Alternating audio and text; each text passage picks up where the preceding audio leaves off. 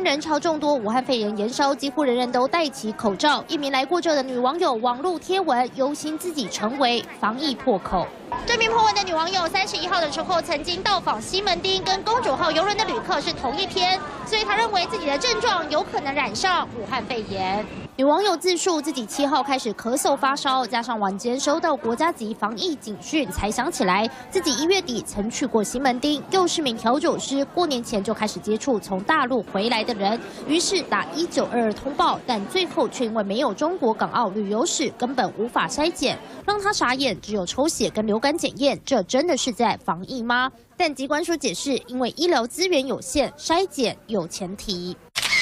第一种状况是发病前2周去过中国广东或湖北，其次是接触过来自这里有发烧或呼吸道症状的人，第3种则是有肺炎且发病前有中港澳旅游史或居住史，这样才符合筛检要素，要在有效的医疗资源内做最大运用。对，有症状就应该要去筛检啊，不应该看有没有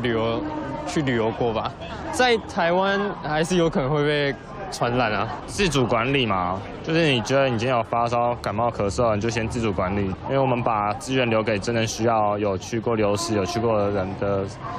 比较可能会有这种情况，所以我们就把资源留给他们比较需要的人。